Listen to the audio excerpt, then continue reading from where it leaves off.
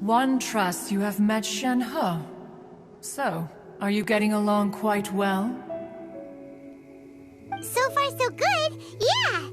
So, you know Shenhe True Cloud Retainer? Naturally. Save for Ganyu, who spends the majority of her time in Liyue Harbor. All the Adepti living today are acquainted with Shenhe to some degree. Cool! So, what's her Adeptus name anyway? Calling her Shenhe feels kind of friendly, but also kind of disrespectful. So Paimon's thinking maybe it'd be better if we called her by her Adeptus name instead. Her Adeptus name? Why, pray tell, would Shenhe have an Adeptus name? Don't all Adepti have a special title they go by? On this latter point, you are correct. However, Shenhe is human. Oh, right. Wait, what? What? You knew already? So is Paimon the only one who didn't know? Do you mean to say that she presents differently from ordinary human beings? Well, to start with, her problem-solving methods are extremely direct. Ah, yes. She was like this all those years ago when one first met her. In this respect, she has not changed. One first found Shenhe by chance in a cave. One was passing by and sensed the presence of a god's remains. Being of an ever-vigilant disposition, one entered immediately to inspect the scene. Inside was Shenhe, then aged around 6 years old. In her hand, she held a dagger with which she was confronting a monster that was the god's remains incarnate. That sounds so dangerous. When one arrived, she had already been locked in confrontation with this monster for several days.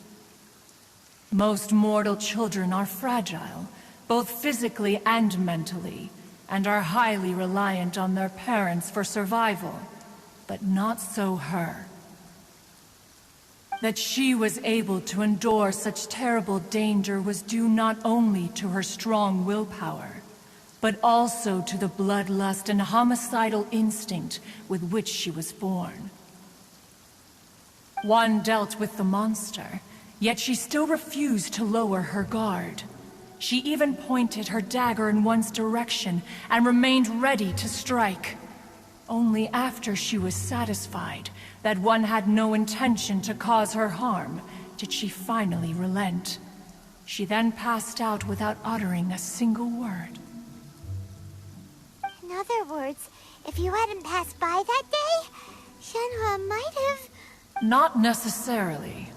Upon one's arrival, one could sense that the god's wrath was gradually receding.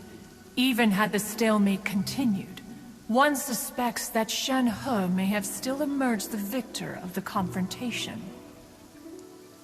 That's still so dangerous, though. Why was a tiny little kid battling against the wrath of a god in the first place? Alas, the mortal world is rife with suffering of every kind. And she had experienced her fair share of this, even at a tender age. Seeing that she was homeless, one decided to adopt her. Indeed, it is one to whom she refers. Shenhe has an extraordinary constitution, making her well adapted to practicing the Adepti arts. All the Adepti cherished her talents, and so we were willing to train her. However, her homicidal urges did not subside with age. Rather, they grew stronger day by day. Mooncarver once performed a divination for her. He declared that her fate is to bear the curse of calamity. Consumed by malevolent energy, she is prone to bring harm to those around her.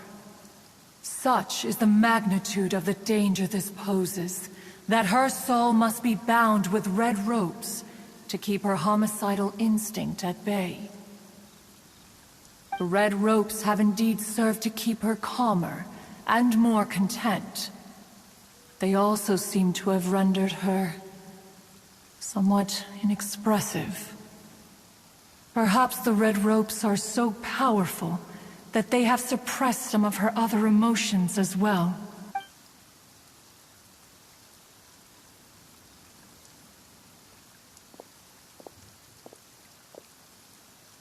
It is only by fate that people's paths may cross. Now that Shenhe's path has crossed with yours, please be sure to treasure the gift that fate has given you, and take good care of her. Oh, now Paimon gets it. You came out here to check up on Shenhe because you were worried about her, didn't you? Huh. You dare draw such a facile conclusion on the nature of one's present excursion? Incorrect. The truth is that while Liyue Harbor may seem peaceful today, danger is always lurking in the shadows. Ningguang once made a bold assertion that this is to be the era of the contract between Liyue and the humans. Well, one is most curious to observe how she will respond to the coming storm. If she handles it admirably, one is willing to be a witness to her achievements. But if she does not, the Adepti shall not hesitate to seize control. Let us conclude our conversation here for today. One has occupied enough of your time, and night is approaching. Be sure to get ample rest.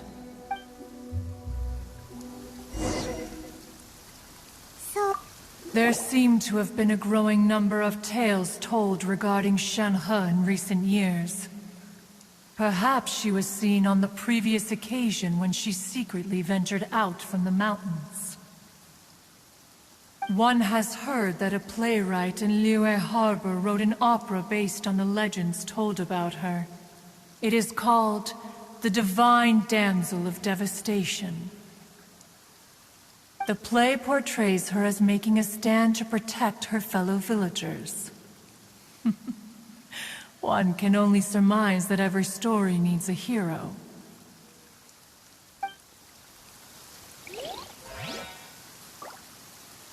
Oh, no wonder she doesn't like being treated as an adeptus. Having everyone falling over themselves to show their respect all the time must